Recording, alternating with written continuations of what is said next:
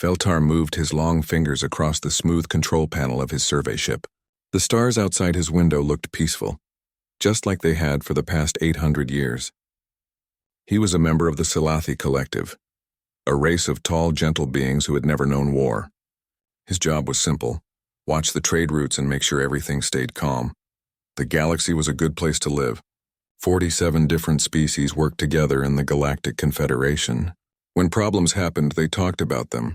Sometimes they used economic pressure. The worst thing that ever happened was when someone put up energy shields. Real fighting was something from old history books that no one read anymore. Veltar's ship was beautiful, like all Confederation vessels. It looked like a piece of art floating in space with smooth curves and soft lights. It was made for exploring and trading, not for hurting anyone. The idea of building something meant to destroy seemed crazy to him.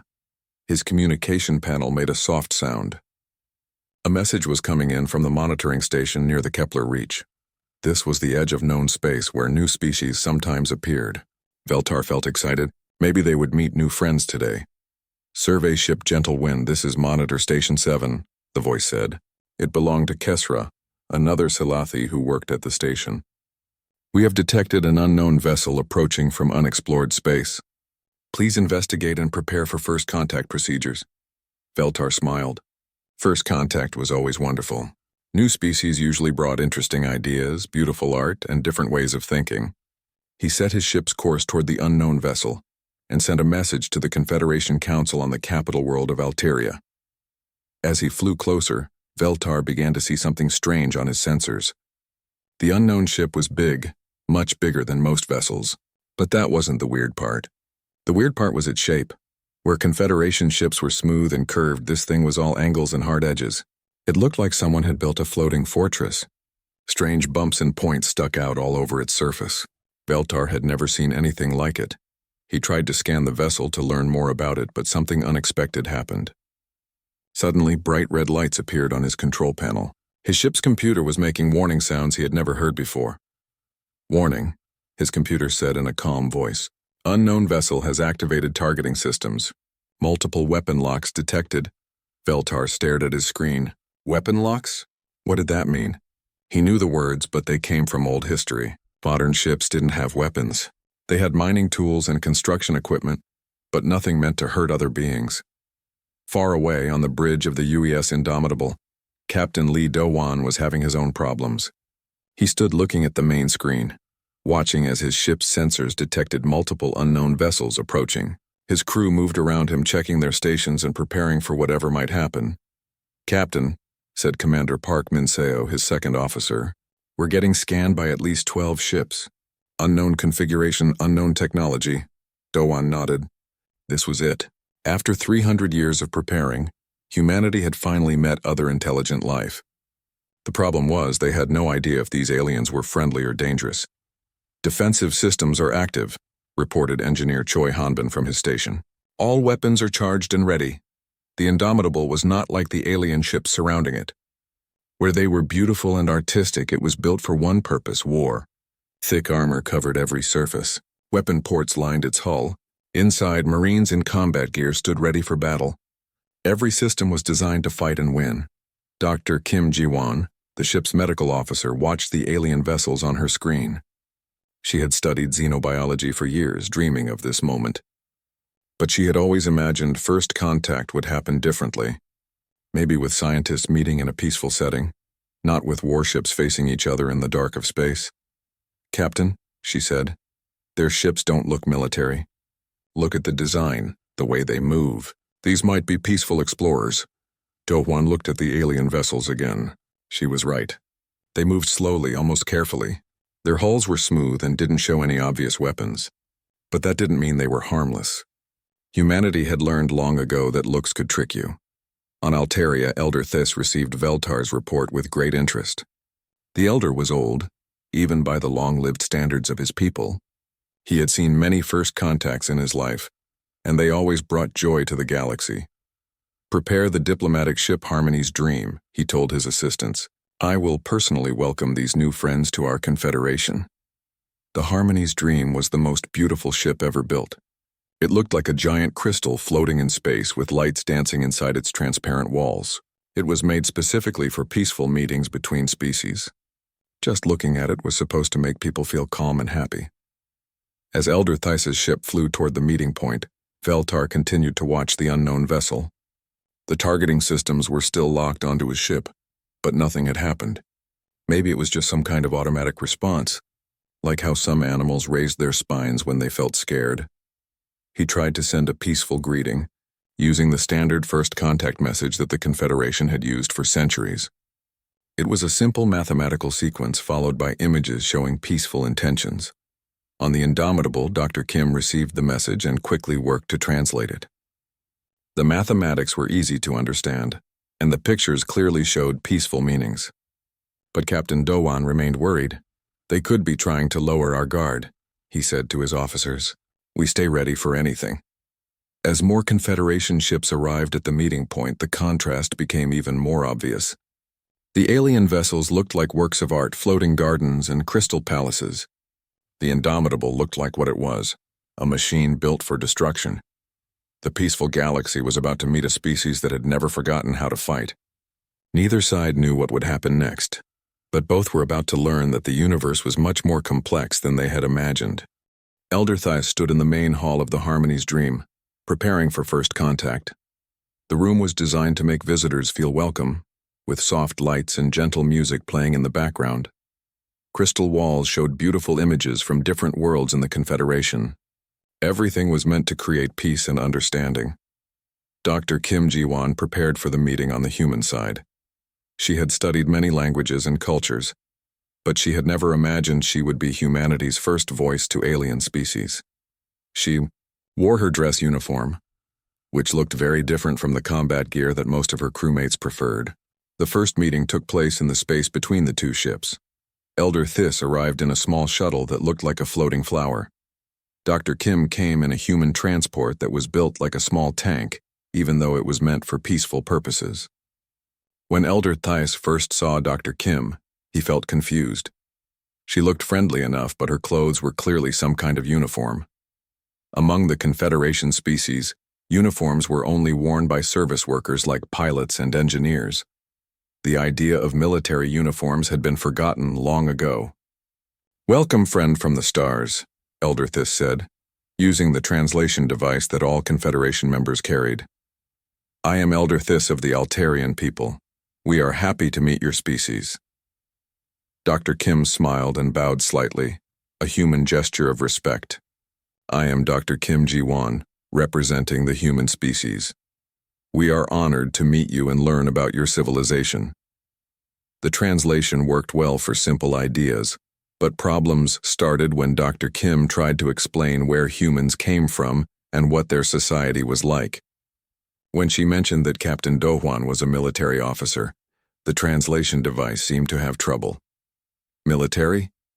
Elder Theis asked, looking puzzled. "I do not understand this word. Is this some kind of artistic profession?" Dr. Kim realized she was facing a problem she had never expected. How do you explain war to people who have never seen it? "A military officer is someone who protects people," she said carefully. "When there are dangers, they keep everyone safe." Elder Theis nodded, thinking he understood. "Ah, like our safety. Coordinators who make sure ships don't crash into each other. But why do you need so many protection systems on your ship?" This was getting harder. Dr. Kim tried to explain human history without frightening these peaceful beings. She talked about how humans had learned to defend themselves against natural disasters and dangerous animals. She didn't mention wars between human nations or the weapons they had built to fight each other. After several hours of talking, Elder Theis made a request that surprised Dr. Kim. "Would it be possible for some of our people to visit your ship? We learn best by seeing new things with our own eyes." Dr. Kim felt nervous. The Indomitable was not built to impress peaceful visitors. But she couldn't refuse without seeming unfriendly. She contacted Captain Dohwan and explained the situation. "Give them a basic tour," Dohwan decided.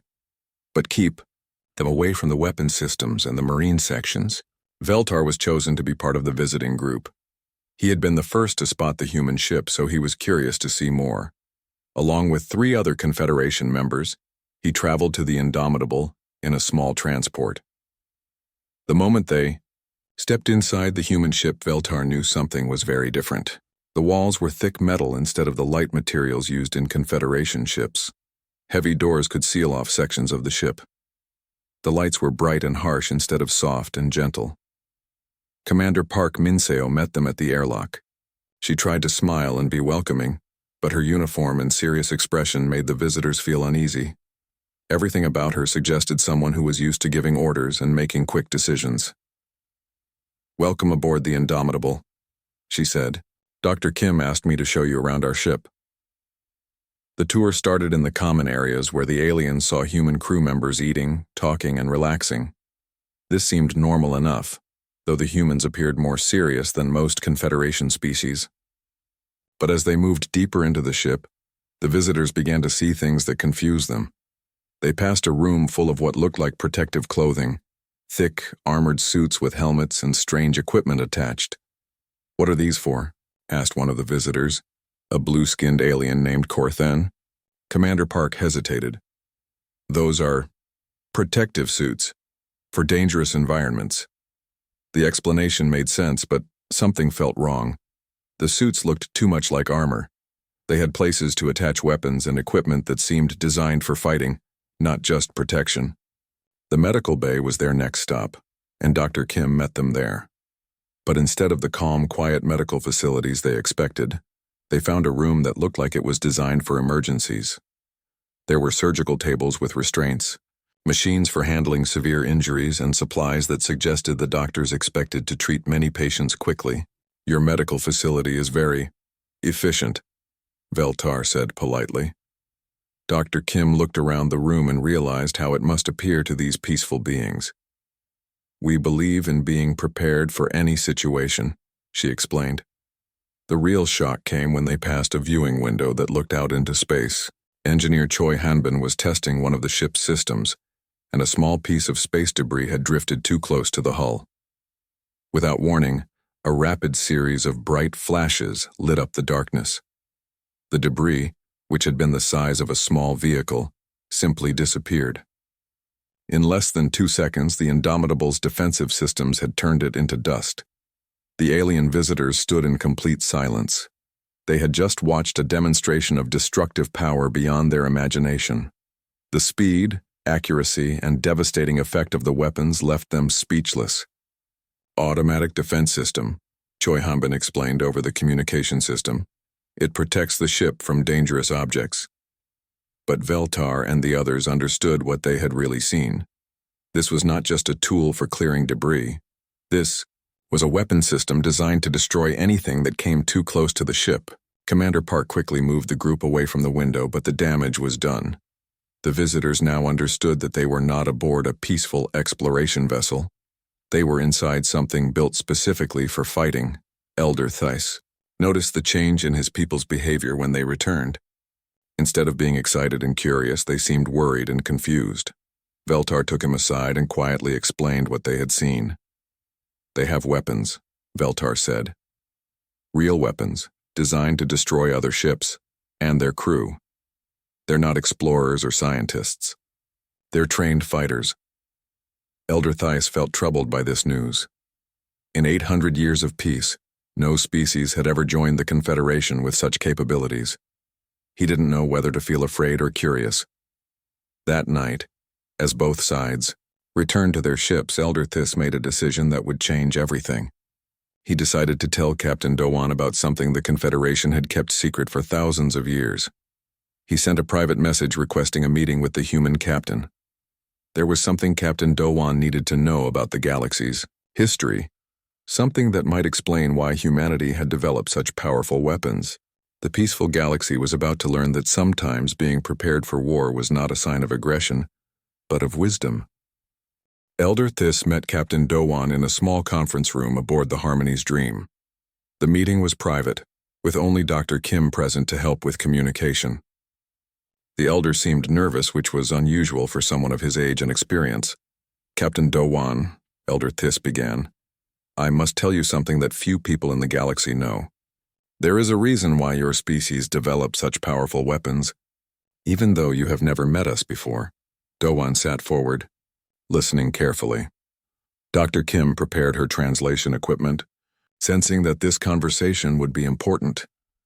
3,000 years ago, Elder Thais continued, the galaxy was not as peaceful as it is today. There was a threat that came from the dark spaces between stars. We called them the Void Hunters. The Elder's voice became quiet as he spoke about the ancient enemy. They were not like any life we had ever seen. Their ships were alive, grown instead of built. They fed on the life energy of other species, consuming entire worlds until nothing was left but empty rock. Dr. Kim felt cold as she translated these words. How many worlds did they destroy? Hundreds, Elder Thais replied. Entire civilizations disappeared. Species that had existed for millions of years were gone in a matter of days. We fought them as best we could, but we were not prepared for such an enemy. Captain Do Hwan understood now why the Confederation species were so peaceful. You won the war, but it cost you everything. You gave up weapons to make sure it never happened again. Yes, Elder Thais said. When the Void Hunters finally disappeared, we decided that violence was too dangerous.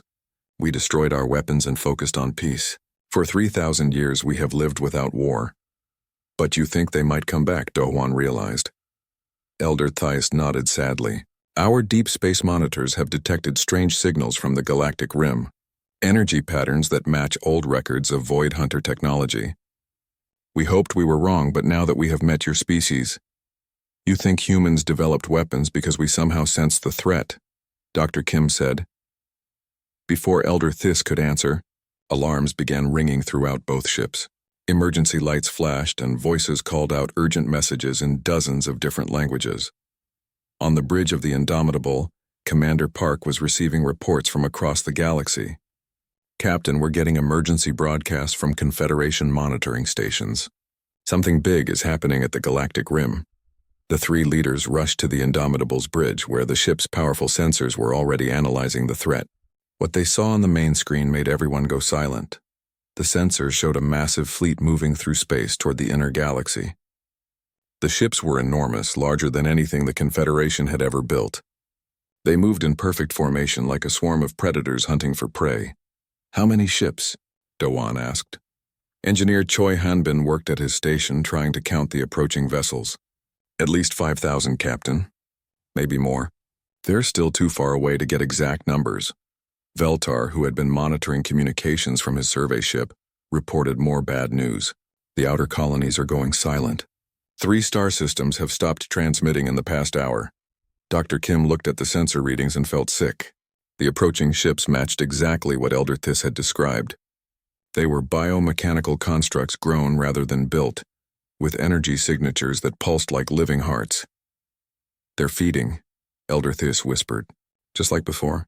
They consume the life energy of entire worlds, then move on to the next target. Across the galaxy, the peaceful Confederation tried to organize a defense. Admiral Senna of the Draconian Maritime Guild, the closest thing to a military leader they had, sent out calls for all available ships to gather at strategic points. But the Confederation's warships were not really built for fighting. They were converted cargo vessels with basic energy shields and mining lasers. The most advanced weapons they had were tools designed for breaking up asteroids, not for fighting an enemy that had destroyed civilizations. Captain Do Hwan watched as hundreds of Confederation ships moved to defensive positions. They were brave, he had to give them that. But they were flying into a battle they could not possibly win. Elder Thais, he said, your people need help. But if we're going to fight these Void Hunters, I need you to understand something about humans. The Elder looked at him with hope in his eyes. What do you need us to know? We're not explorers who happen to have weapons, Do Hwan explained. We're warriors who learned how to explore. Every human ship, every human colony, every human world is prepared for war.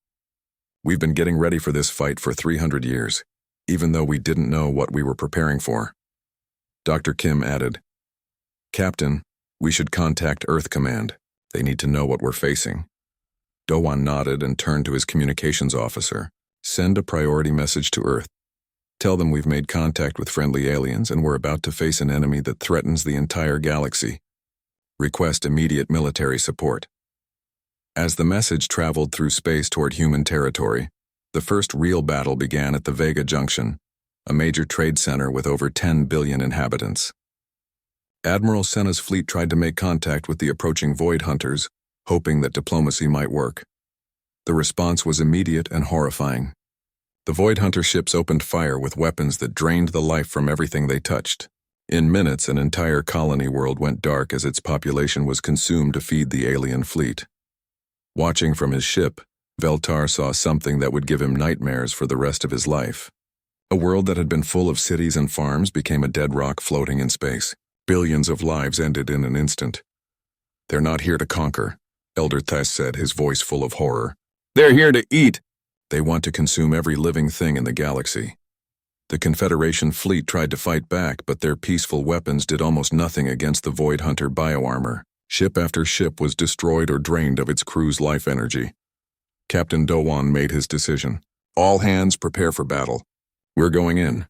Commander Park looked at him with concern. "Captain, we're just one ship against thousands of enemies." "Maybe," Dowan replied. "But we're going to show these peaceful aliens what humans do when someone threatens innocent people." Engineer Choi Hanbin began charging the Indomitable's weapon systems. Every gun, every missile, every defensive system came online. The ship transformed from a peaceful meeting vessel into what it really was. A machine of war built by a species that had never forgotten how to fight. Dr. Kim opened communication channels to the Confederation fleet. "Admiral Senna, this is Dr. Kim of the human vessel Indomitable. We're moving to engage the enemy. Please keep your ships clear of our firing solutions." As the Indomitable accelerated toward the battle, Veltar watched from his position with the Confederation fleet. He was about to see what happened when a species that remembered war met an enemy that fed on death. The Indomitable dropped out of hyperspace directly into the middle of the Void Hunter formation. Captain Dowan had chosen the most dangerous position possible, but also the most effective. His ship appeared like a metal storm in the center of the enemy fleet. "All weapons fire at will," Dowan commanded. What happened next changed everything the Confederation thought they knew about warfare. The human warship unleashed destruction on a scale that the peaceful aliens had never imagined possible. Kinetic cannons fired solid metal projectiles at incredible speeds. These rounds punched through Void Hunter bioarmor like it was paper, tearing massive holes in ships the size of cities. Each shot carried enough energy to level a mountain, and the Indomitable fired dozens of them every second. Nuclear missiles streaked through space, creating miniature suns when they exploded. The Void Hunters had never faced weapons that could turn matter itself into energy. Their biomechanical hulls, which had resisted Confederation mining lasers, were vaporized by nuclear fire. From the bridge of the Peaceful Resolve, Admiral Senna watched in shock as a single human ship did more damage in 5 minutes than his entire fleet had done in an hour. Veltar stood beside him, unable to speak as he witnessed controlled destruction on an unimaginable scale. "How is this possible?" Admiral Senna whispered. Elder Theiss, who was also watching from the Confederation command ship, finally understood what humans really were. "They are what we used to be," he said quietly, "before we forgot that evil exists in the universe." On the Indomitable, Commander Park coordinated the attack with cold precision. She had trained for this kind of battle her entire life, even though she had never expected to fight aliens from beyond the galaxy. "Target the command vessels," she ordered. "Take out their coordination and the rest will be easier to handle." Engineer Choi Hanbin managed the ship's power systems, making sure every weapon had the energy it needed. The Indomitable was designed to fight for days without stopping, and every system worked perfectly. But the battle was not one-sided. The Void Hunters were ancient and experienced. They had destroyed thousands of civilizations, and they knew how to adapt to new threats. Their bioships began to change shape, growing new armor and weapons as the battle continued. Some merged together to form larger vessels, while others split apart to become harder targets. A Void Hunter weapon that drained life energy hit the Indomitable's hull, and Captain Dowan felt the ship shudder. In the medical bay, Dr. Kim watched her instruments as several crew members collapsed from energy loss. "They're trying to feed on us," she reported over the communication system, "but our ship's shielding is protecting most of the crew." The humans had an advantage the Void Hunters didn't expect. Where other species had a single type of life energy, humans had something different. They had adapted to survive in harsh environments, and their life force was harder to drain. Lieutenant Yoon Tae-hyung led a squadron of human fighter craft out of the Indomitable's launch bays.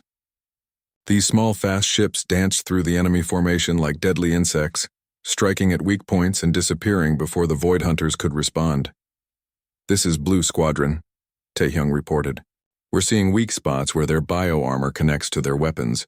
If we hit them just right, we can cause system failures."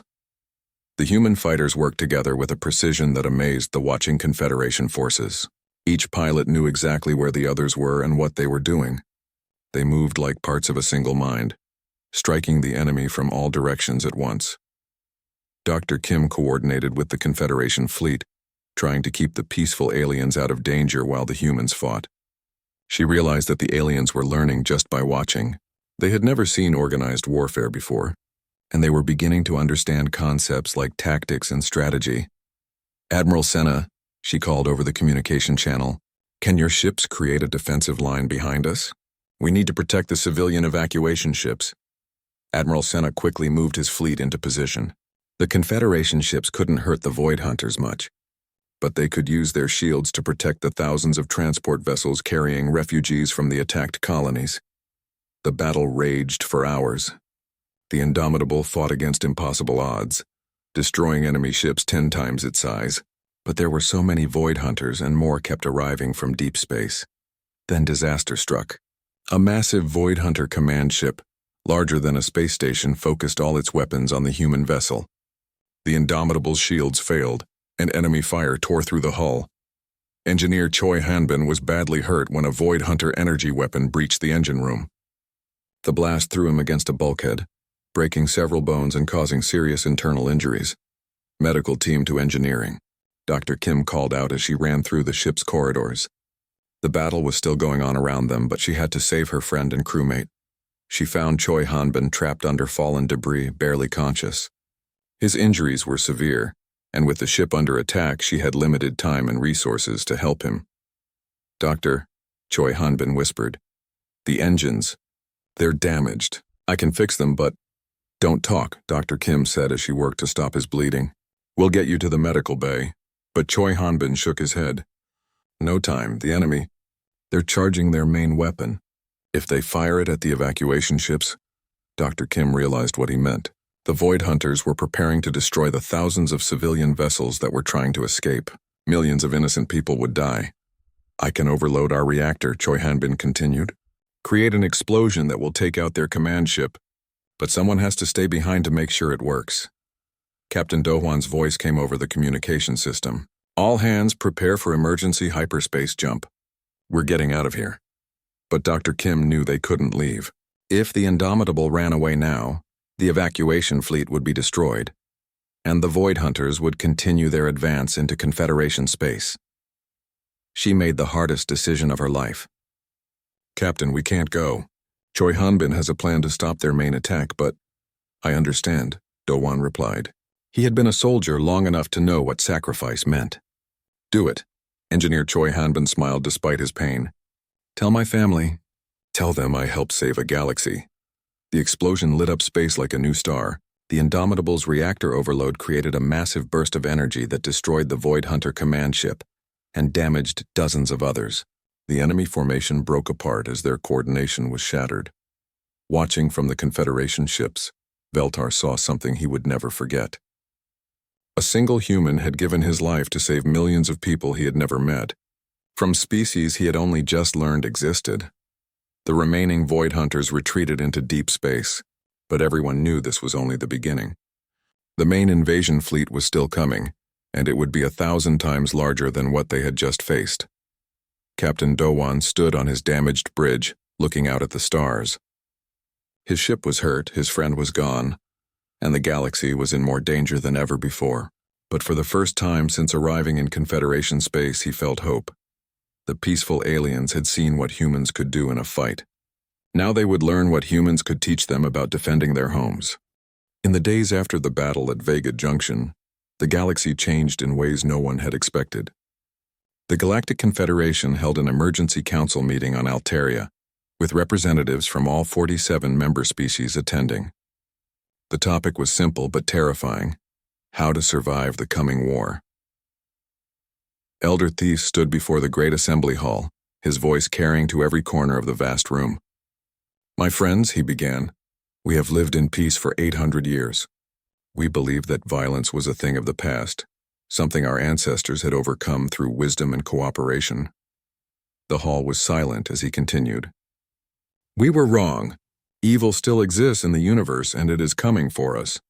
But we have been given a gift, the knowledge that good people still remember how to fight evil. Beltar sat in the observers section, thinking about everything he had seen. The human ship, the weapons that could destroy cities, the engineer who had given his life for strangers. He was beginning to understand that strength and goodness could exist together. Dr. Kim stood at a special podium reserved for honored guests. She had become humanity's primary ambassador to the Confederation, and the responsibility weighed heavily on her shoulders. Honorable beings, she said, my species offers to help you prepare for what is coming. But you must understand what this means. We will teach you to build weapons, to train soldiers, to think like warriors. This will change your society forever. A representative from the Aquarian Collective, a water-based species known for their gentle nature, raised a tentacle to speak. Dr. Kim, we have seen your ship fight. We know you can destroy the Void Hunters. Why do we need to learn these violent ways ourselves? Dr. Kim had expected this question. Because there are not enough humans to protect everyone. Our entire species numbers only about 30 billion people across 200 worlds. The Confederation has over 1 trillion citizens on thousands of planets. We can help, but we cannot do this alone. The debate continued for hours. Some species wanted to hide, hoping the Void Hunters would pass them by. Others suggested trying to negotiate with the ancient enemy. But Elder Theus had the final word. The Void Hunters do not negotiate, he said. They do not conquer. They consume. Every world they touch becomes lifeless rock. There is no hiding from them, no reasoning with them. We fight or we die. The vote was close, but the decision was made. The Confederation would accept human help and prepare for war. Over the following weeks, Captain Do-hwan watched as his ship was repaired by Confederation engineers working alongside human technicians. The aliens learned quickly, their natural intelligence helping them understand human technology. Commander Park began training programs for Confederation officers. She had to start with basic concepts that humans learned as children, ideas like strategy, tactics, and command structure. War is not about being stronger, she explained to a group of alien cadets. It is about being smarter, faster, and more coordinated than your enemy. A small force that works together can defeat a large force that does not. The lessons were hard for beings who had never known conflict. Veltar, who had volunteered to be one of the first alien military officers, struggled to understand why anyone would want to hurt others. Commander Park, he asked during a training session, how do humans live with the knowledge that they can cause such destruction? Park thought carefully before answering. We learn to use our strength to protect those who cannot protect themselves. That is what makes us different from the Void Hunters. Dr. Kim established medical protocols that could treat both human and alien casualties. She worked with doctors from dozens of species, sharing knowledge about trauma surgery and battlefield medicine, subjects that most aliens had never needed to study. The real change came when the first human reinforcements arrived. Captain Yoon Junho's heavy cruiser, Soul's Pride, dropped out of hyperspace near Altaria, followed by 5 more warships. The sight of human military vessels working alongside Confederation ships became a symbol of the new alliance. Admiral Lee, Summon arrived with the main battle group, 30 human warships accompanied by supply vessels and troop transports. The Admiral was a veteran of humanity's border wars, and she understood better than anyone what the galaxy was facing. Dr. Kim, Admiral Soman said during their first meeting, I've read your reports about these Void Hunters. They sound like something from our worst nightmares. They're worse, Dr. Kim replied, but the Confederation species are brave. They're willing to learn, willing to fight for their homes. The transformation of the galaxy accelerated as more human advisors arrived. Peaceful worlds began building defense systems. Trade ships were converted into military vessels. Most importantly, the different species began working together in ways they never had before. Veltar found himself assigned to the Indomitable as a cultural liaison. Captain Do-hwan had requested him specifically, remembering how quickly the alien had adapted to human ways. Veltar, Do-hwan said as they stood on the bridge watching joint training exercises, your people are learning fast, but I need you to help me understand something. How do we keep them from becoming like us? Beltar was confused. What do you mean, Captain? Humans have been warriors for so long that sometimes we forget there are other ways to solve problems, Dohwan explained.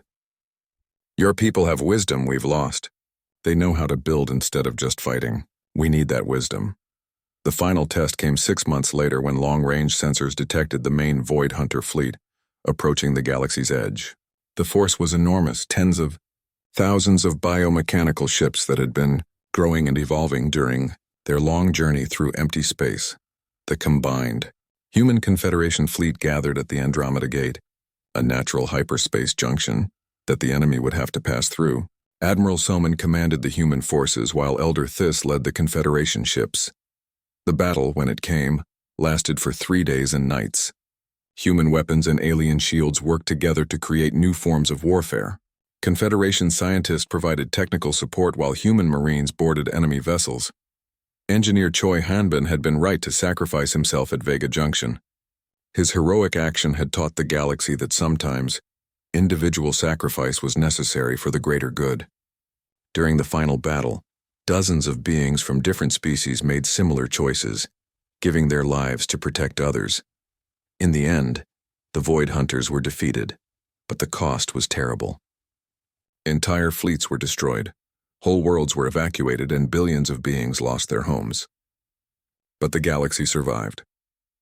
5 years later, Veltar stood on the bridge of the UES Harmony, a ship that represented everything the new alliance had accomplished. It combined human military technology with Confederation wisdom, creating something that was both powerful and beautiful. Captain Dohwan, now Admiral Dohwan, oversaw the integration of more than 70 species into the new Galactic Defense Corps. The peaceful galaxy had learned to defend itself, but it had not forgotten the value of peace. Dr. Kim had become the galaxy's foremost expert on interspecies cooperation. Her medical stations now served beings from hundreds of different worlds, and her protocols had saved millions of lives. Commander Park, promoted to Admiral Park, led joint fleets that patrolled the galaxy's borders. The ships under her command included vessels from every member species, crewed by beings who had learned to work together despite their differences. The galaxy was no longer the same peaceful place it had been before the humans arrived, but it was stronger, safer, and more united than ever before. The species that had once solved all problems through talking had learned that sometimes you had to fight for the right to keep talking. As the Harmony jumped into hyperspace, beginning another patrol of the outer territories, Veltar reflected on how much everything had changed. The humans had brought war to the galaxy, but they had also brought something else, the knowledge that peace was worth fighting for. In the stars ahead, new species waited to be discovered. Some would be peaceful, some might be hostile, but the galaxy was ready for whatever came next. The alliance between warriors and peacemakers had created something stronger than either could be alone. And in the darkness between galaxies, if any other ancient threats stirred in their sleep, they would find a very different galaxy than the one the Void Hunters had tried to consume. They would find a galaxy that remembered both how to live in peace and how to fight for survival. The humans had taught their new friends an important lesson. The strongest peace comes not from the absence of conflict, but from the strength to defend what you believe in,